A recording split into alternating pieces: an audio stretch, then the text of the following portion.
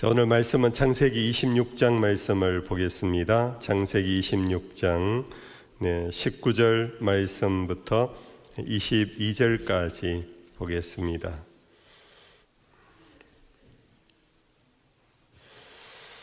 19절부터 22절까지 넉 절밖에 안 되니까요. 우리 같이 합독해서 넉 절을 같이 읽읍시다.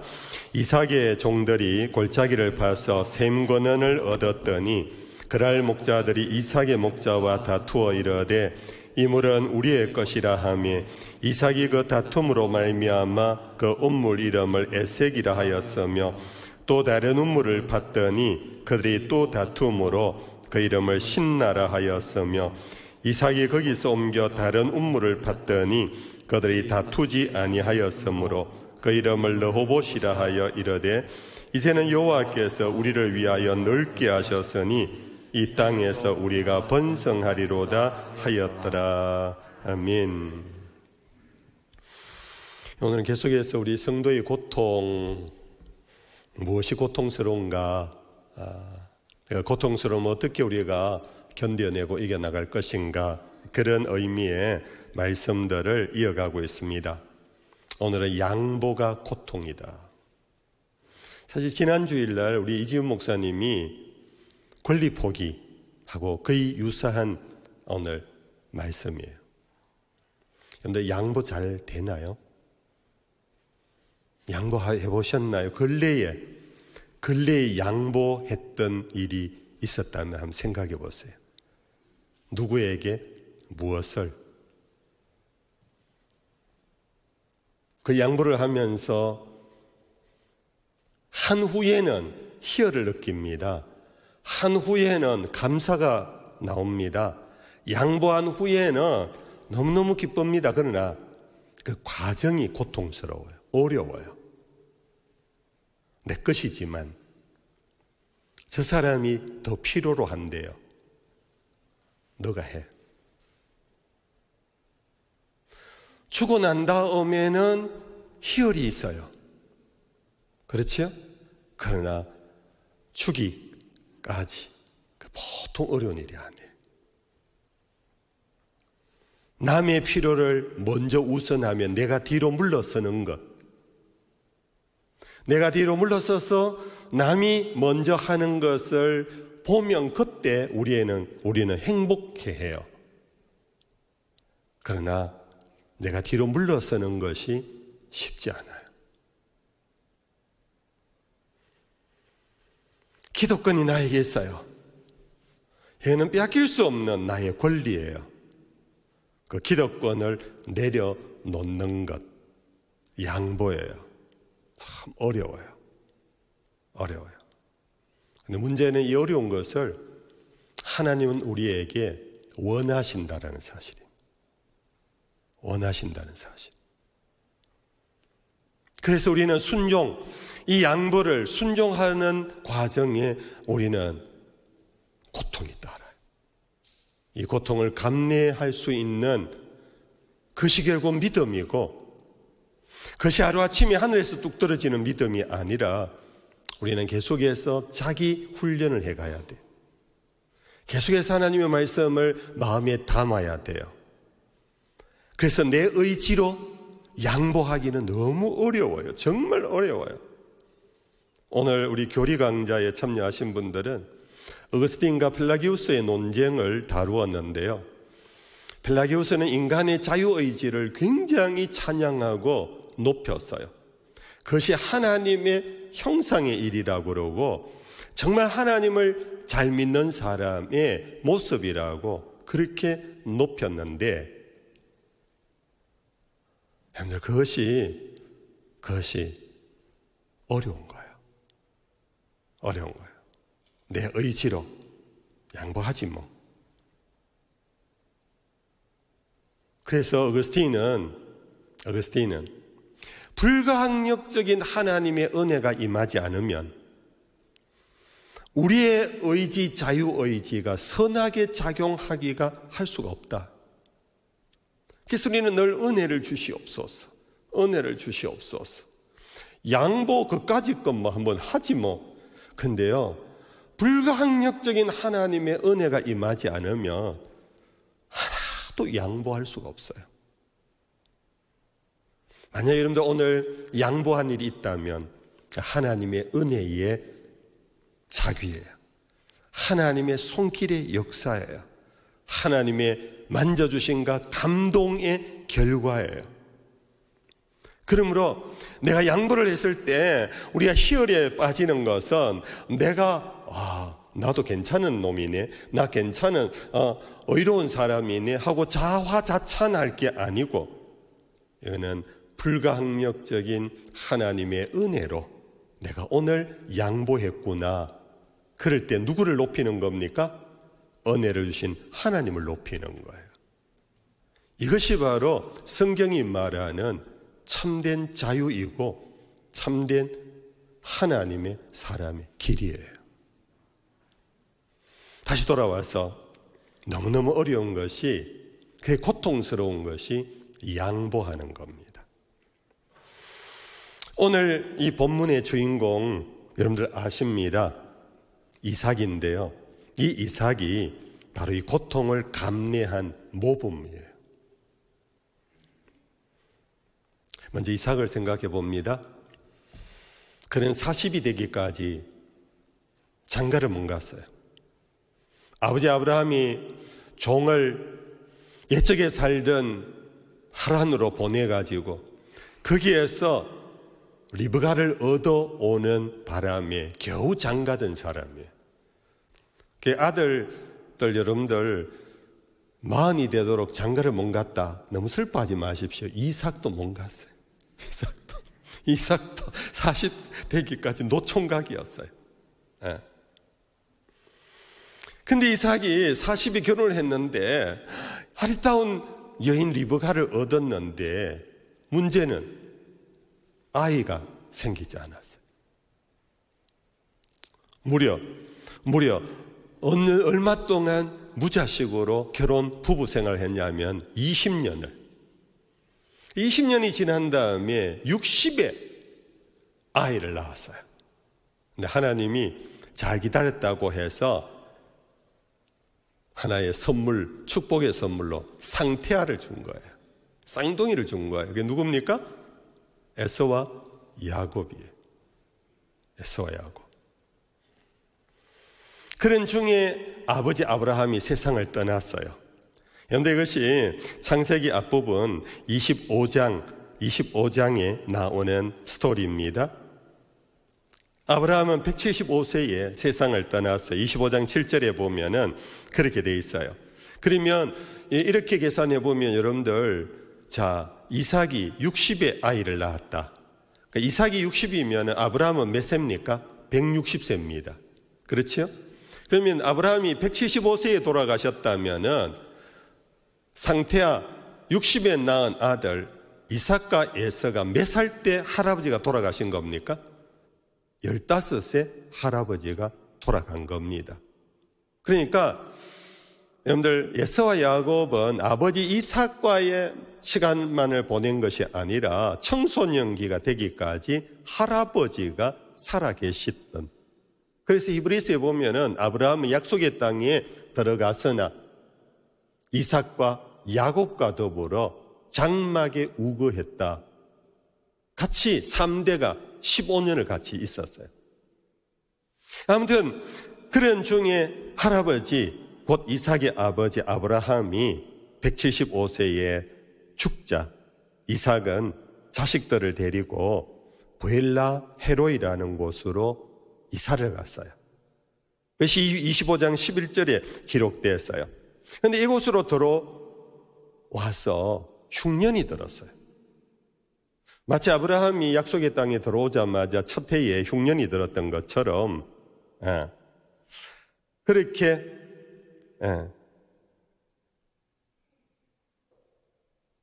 그 땅에 흉년이 들었어요. 그래서 이삭은 자식들을 데리고 거기에서 다시 그랄이라는 곳으로 옮겨간 것이 26장 1절에 나와요. 이 그랄은 어떤 곳이냐 하면 블레셋 사람들이 살던 곳이에요. 이 블레셋의 임금 아비멜렉이 통치하던 그때에 이삭이 그곳으로 들어가서 사는데 아주 이상한 일이 또 생겼어요. 그게 그의 아버지 아브라함이 당했던 일을 아들 이삭도 똑같이 당해요. 아브라함은 그 일을 2번이나 당했어요. 애굽에 들어갔다가 애굽 임금이 아브라함이 아내 사라의 아리따움을 보고 탐내는 바람에 그런 사건이 있었죠. 그리고 아브라함이 그 후에 가나안 땅에 들어와서 또 거랄에 들어갔는데 이 거랄 사람들이 아브라함의 아내 사라의 아리따움을 보고 탐을 내는 바람에 또 일이 하나 더 생겼어요. 그런데 문제는 그의 아들 이삭 때에 와서도 똑같은 일이 생긴 거예요. 아니 도대체 이게 어찌 이럴 수가 있냐. 그래서 신학하는 사람들은 2가지 해석이 있습니다. 2가지. 제가 오늘 앞부분에 1시간 반이나 강의를 목을 썼더니 물이 좀.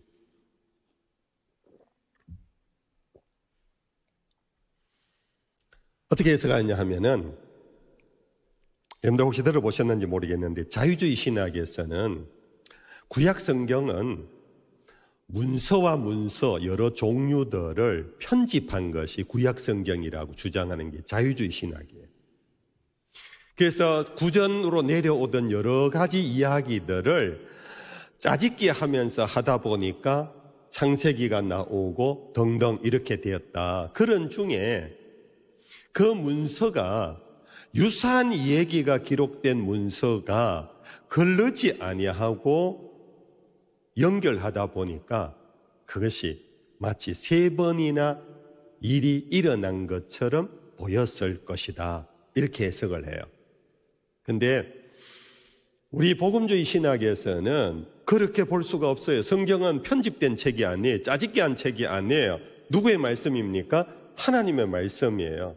근데 하나님의 말씀인데 이 기이한 일이 어떻게 아브라함에게 2번이나 있었고 아브라함 아버지에게 있었던 일이 아들 이삭에게까지 있느냐? 그것 또한 그랄 땅에서는 똑같은 일이 그랄 왕 아비멜렉에게 아브라함도 겪었고 아들 이삭도 겪은 거예요.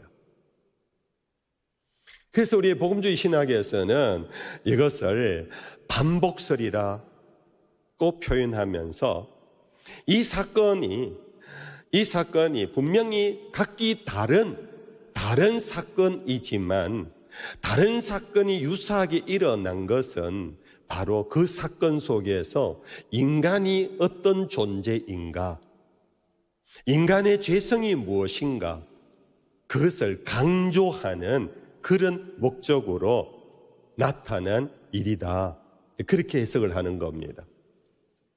여기서 이제 인간의 존재가 어떤가, 그것을 여기서 다 말씀드리면 시간이 너무 흐를 것 같고 한 가지로, 죄송합니다. 용서하고 들으십시오.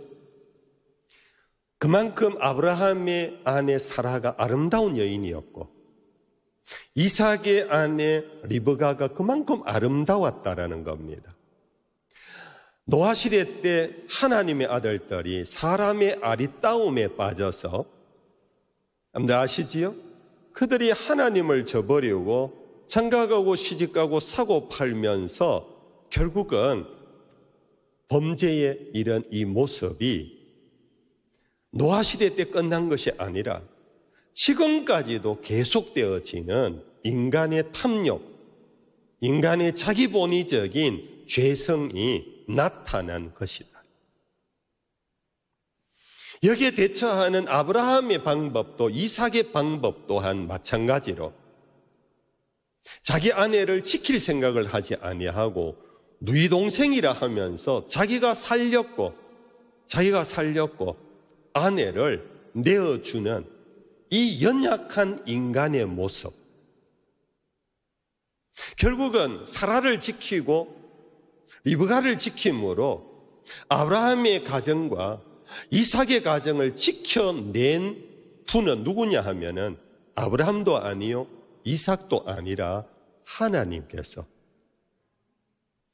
애굽의 왕을 부르고 밤에 나타나서 이 아비멜렉을 불러서 하나님이 그들이 범죄하고 있음을 깨닫게 하고 하나님이 혼을 내므로써 그 일을 멈추게 하여서 아브라함과 이삭과 야곱의 하나님임을 드러내신, 인간은 너무나 연약한데 하나님은 너무나 강대하셔서 인간의 연약함 때문에 역사가 왜곡되고 역사가 어긋나고 역사가 거꾸로 떨어질 수 있는 것을 하나님의 은혜와 하나님의 섭리 속에 그것을 붙잡으시고 세우시는 하나님의 통치를 보여주고 있다. 이해되시면 아멘. 지금도 마찬가지입니다. 우리는 인정해야 합니다. 우리는 인정해야 합니다. 나는 아무것도 아니라는 것을. 나도 유사한 일을 닥치면은 도망을 치고 마누라라도 내어주고 그러면서 남자다움도 없고 남편다움도 없고 가장다움도 없는 것이 바로 우리 자신들이라는. 여러분들, 그러므로 우리는 지금까지 살아온 것이 그 어느 하나 당연한 것이 아니라 뭐였다고요? 하나님의 은혜였습니다. 할렐루야.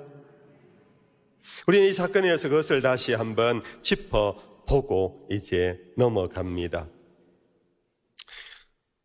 이제 이 아비멜렉이 깨닫고는 이제 이삭과 그의 가족을 이 거랄 땅에 살 수 있도록 해주는 것이 12절 13절에 나옵니다. 그래서 한동안 이 이삭은 거랄 땅에서 아주 평안한 삶을 살게 됩니다.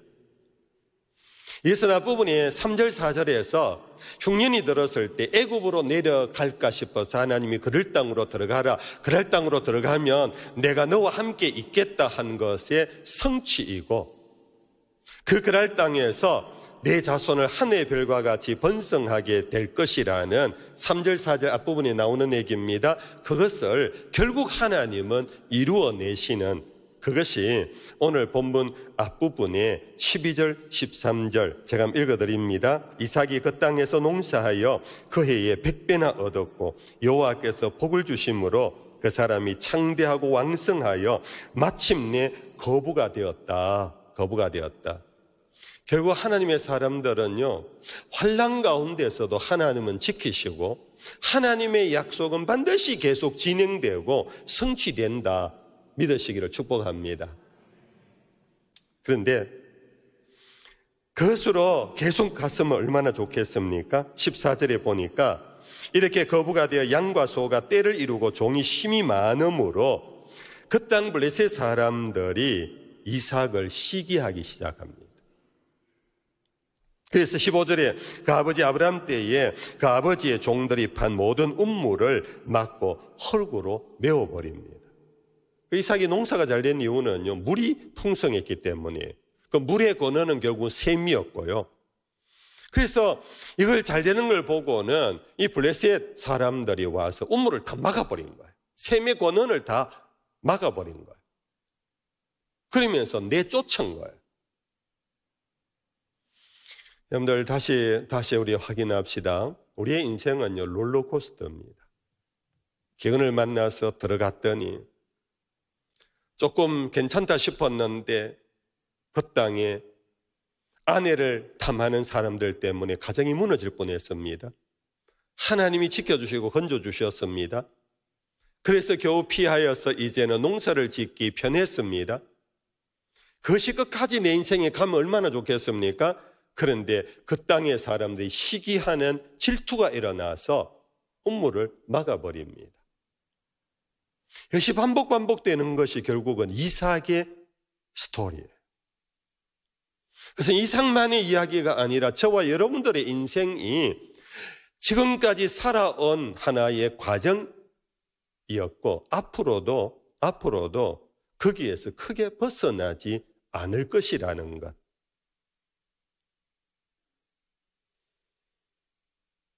1년 내내 오늘만 같아라. 그리고 명절 때 아이들이 부르는 노래 아닙니까? 오늘만 같아라. 여러분들 오늘 너무나 행복합니다. 내일 또 오늘만 같아라. 그런데 불안이 기수갑니다. 오늘 같은 이 행복, 이 평안을 잃어버릴까 싶어서 불안이 같이 와요. 그것이 인간의 우리 모습 아닙니까? 행복이, 만땅 행복이 아무도 없어요. 이 행복이 언제 끝날지 모르는 불안이 뭔가 모르게 우리 속에서 우리를 다시 한번 그렇게 그것이 우리 인생이라는 사실입니다. 창세기를 읽다 보면요, 정말 우리 인생의 모습을 축약한 것 같고 나의 모습을 파노라마처럼 옛적과 오늘과 미래를 보여주는 것 같은 그런 것을 우리는 많이 느낍니다. 여러분들, 우리는 항상 조심해야 됩니다. 내가 잘 될 때, 내가 칭찬받을 때에 여러분들 칭찬과 박수 소리가 계속되는 것이 아니라 그게 크면 클수록 시기와 질투와 갈등이 일어나고 있는 시간이라는 거. 이해가 되십니까, 여러분들? 이 말 맞지요? 맞을 거예요.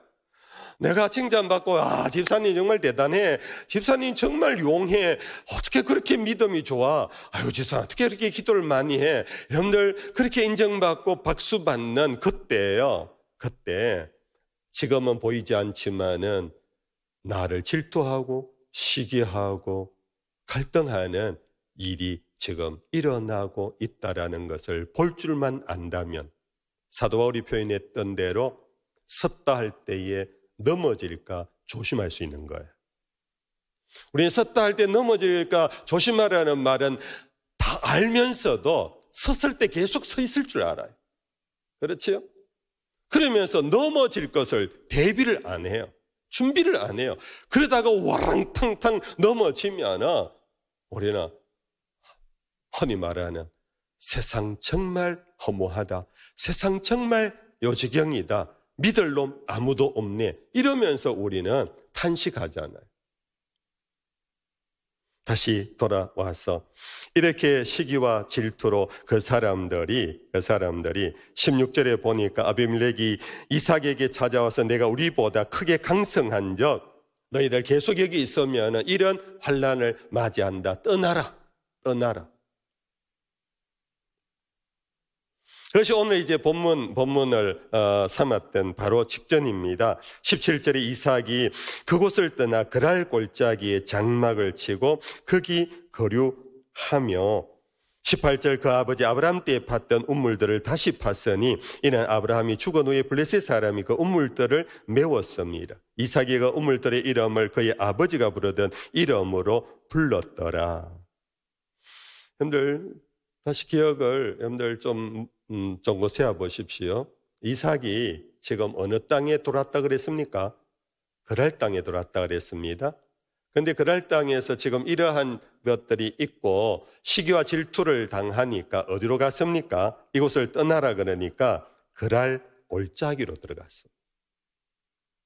골짜기로. 그랄 땅은 넓은 평원이라면 골짜기는 좁은 그냥 시냇가 중심으로 그렇게 이렇게 길이 나 있는 그런 곳입니다. 여러분들 지금까지 살던 것이 예를 들어서 100으로 살았다면 시기와 질투로 인해서 50, 40으로 줄어드는 것이 지금 이삭의 상황입니다.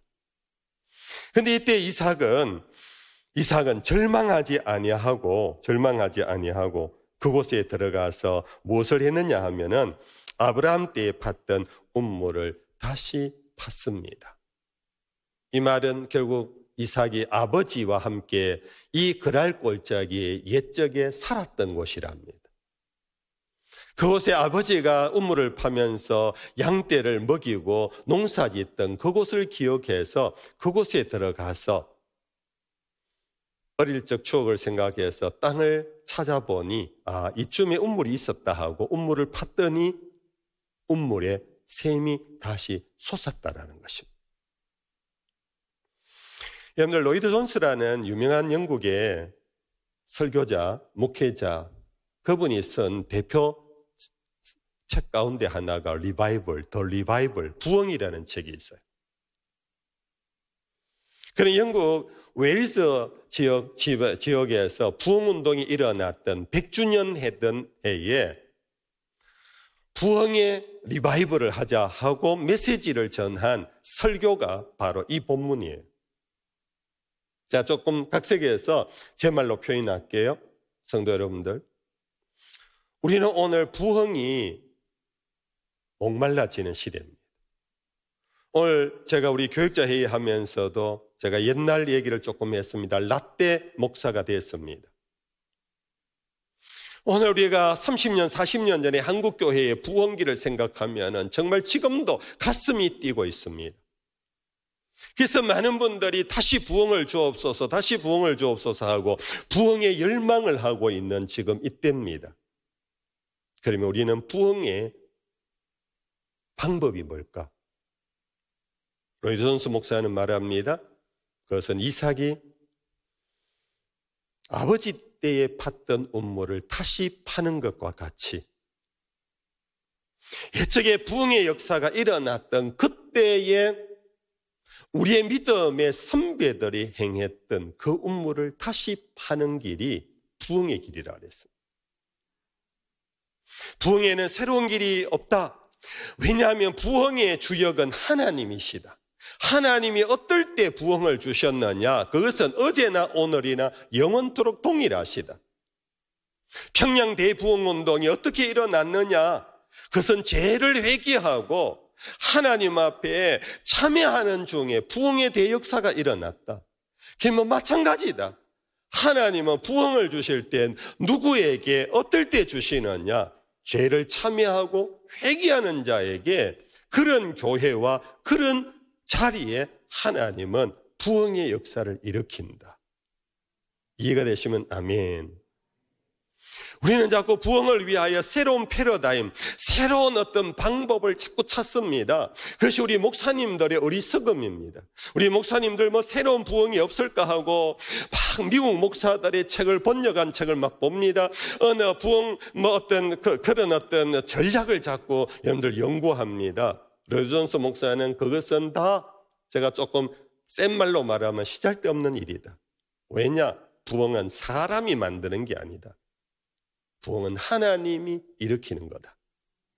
하나님이 옛적에 어떨 때 우리에게 부흥을 주셨느냐를 너희들은 잊지 말고 그것을 오늘 따라 시행하면 하나님은 오늘 또다시 부흥의 역사를 일으키신다. 그러므로 초기 기독교회부터 지금까지 부흥에 공통된 유일한 한 가지가 있습니다. 그것은 바로 회개하는 것입니다. 죄를 자복하고 회개 없이는 어떤 부흥도 일어나지 않습니다. 여러분들 요즘 가슴이 답답합니까? 여러분들 뭔가 침울합니까? 여러분들 정말 억눌린 것 같습니까? 여러분들 요즘 기도도 안 되고 찬양을 옛적처럼 여러분들 못 부릅니까? 왜 그렇습니까? 그것은 죄가 있기 때문에. 하나님의 손이 짧아 구원치 못함이 아니요 하나님의 능력이 사그러들어서 우리에게 역사하지 못함이 아니라 하나님과 우리 사이에 죄가 가로막혀. 아시죠 이 말씀? 결국은 오늘 우리가 뭔가 모르게 우겨삼을 당하고 뭔가 모르게 피곤하고 힘들고 뭔가 기도해도 안 되고 뭔가 찬양해도 눈물도 안 나고 왜 그런가? 누구 탓도 아니고 오늘 이 사회가 이렇고 코로나 때문도 아니고 어떤 것도 아니다. 내가 내 자신이 죄인임을 인정하지 못하는 오만과 교만이 결국은 부흥을 가로막고 있다.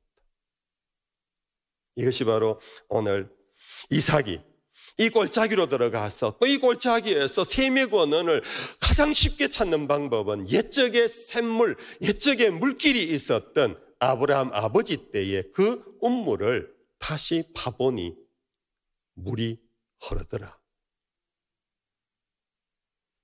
이제 오늘 본문에 들어가서 이제 마무리하면서 말씀을 정리하겠습니다. 이제 이곳에서 이 19절에 이삭의 종들이 골짜기를 파서 샘건을 얻었더니 그랄 목자들이 이삭의 목자와 다투어 이르되 이 물은 우리의 것이라 하며 이삭이 그 다툼으로 말미암아 그 운물 이름을 에색이라 하여 또 다른 우물을 팠더니 그들이 또 다툼으로 그 이름을 신나라 하였으며 이삭이 거기서 옮겨 다른 우물을 팠더니 그들이 다투지 아니하였으므로 그 이름을 르호봇이라 하여 이르되 이제는 여호와께서 우리를 위하여 넓게 하셨으니 이 땅에서 우리가 번성하리로다 하였더라. 그날에 쫓겨서 골짜기로 들어갔어요. 메마른 황무지 같은 골짜기에서 이삭은 아버지 때 셈을 기억하면서 봤더니 물건을 얻어서 야, 하나님 감사하다, 감사합니다, 할렐루야 그러는데 이 거라리의 목자들이 뒤쫓아와 가지고 파는 눈물들마다 족족이 이거는 우리 거다 하고 달려든 거예요. 여러분들 우리 같으면 어떡하겠어요? 여기서 더 물러설 길은 없다 이제.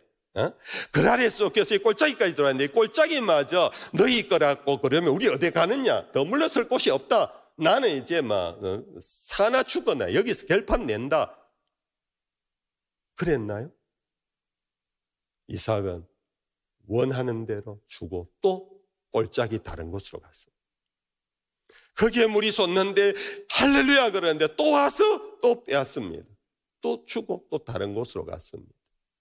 이것이 오늘의 설교의 주제가 뭐지요? 양보. 양보. 내가 땀 흘렸습니다.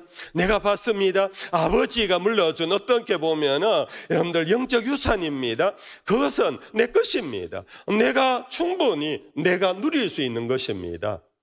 그러나 빼앗으려고 하는 사람과 붙어서 결판 내려고 하지 아니하고 이삭은 양보하고 갔습니다. 또 양보하고 갔습니다. 또 양보하고 갔습니다. 그래서 3번이나 양보했더니 22절 이삭이 거기서 옮겨 다른 우물을 봤더니 그들이 다투지 아니하였으므로 그 이름을 르호봇이라 하여 이르되 이제는 여호와께서 우리를 위하여 넓게 하셨으니 이 땅에서 우리가 번성하리로다. 결국은 이삭은 철저히 하나님을 의지했습니다. 이삭은 그의 이름이 뭔지 아시지요? 이삭의 이름 뜻이 뭡니까? 웃음입니다. 백세에 네가 아들 낳으리라는 천사의 전가를 넣고 아브라함도 웃었고 부엌에서 손님 대접하려고 준비하던 어머니까지 웃어버렸어요. 천사 하나님이 나와서 네가 웃어? 그러면서 네가 낳을 아들을 웃음이라 이름을 지어줬어요. 여러분들 이것을 수평적으로 다시 공간 이동을 한번 해볼까요? 여러분들 이삭이 양보하는 그 모습이 성내고 양보할 수 있겠어요? 인상 팍 찌푸리고 양보할 수 있겠어요? 두고 보자 하고 그 양보라고 할 수 있겠어요? 이삭은 양보하는 그 삶 자체가 웃음이었습니다. 그의 삶 자체가 미소였습니다. 그게 뭐였습니까? 웃음이란 것은 결국은 여유인 겁니다. 믿음은 여유를 낳습니다. 그 여유는 웃음, 미소를 머금게 합니다. 그것은 빼앗기는 것이 아닙니다. 웃고 나온 것은 빼앗기는 것이 아닙니다. 주고 나오니까 웃을 수 있는 거 아니겠습니까? 양보하니까 웃을 수 있는 거 아니겠습니까? 여러분들은 지금 빼앗겨서 인상을 오만상하고 여러분들 준 것을 양보라고 생각하면 여러분들 회개하셔야 합니다. 그거 고쳐 잡으셔야 합니다. 양보란 웃으면서 내어주는 겁니다. 미소를 머금으면서 마음의 여유를 갖고 이게 내 전부가 아니야. 이거 주면 또 하나님이 또 다른 걸 줄 거야. 이 믿음이 결국은 여러분들 우리의 삶의 여유를 갖게 하고 그 여유는 주면서도 결국은 웃으면서 주고 양보하는 멋있는 삶의 주인공, 그것이 바로 이삭의 삶이었다는 것입니다. 오늘 여러분들 이 말씀이 성령이 여러분들 각자에게 하시는 메시지가 있기를 바랍니다. 정말 여러분들 오늘 하나님은 우리에게 웃으라고 하십니다. 왜요? 오늘 이 세상 우리의 것을 원하고 있습니다. 우리는 그것을 잃어버리면 전부를 잃을 것 같은 여러분들 오늘 우리 모두가 절박한 삶을 살고 있습니다. 그러나 세상 사람들은 그것이 전부일지 모르지만 저와 여러분들 우리는 이것이 전부가 아니기에 전부는 하나님이시기에 하나님을 절대 신뢰하는 믿음 속에서 여러분들 마음속에 미소를 머금고 여러분들 양보를 해낼 수 있다면 처음에는 고통스러운 것 같지만은 나중에는 웃음이 가득한 희열과 감사, 행복한 삶을 살게 될 것입니다. 그런 저와 여러분들 모두가 되기를 주 예수의 이름으로 축복합니다. 찬양하십시다.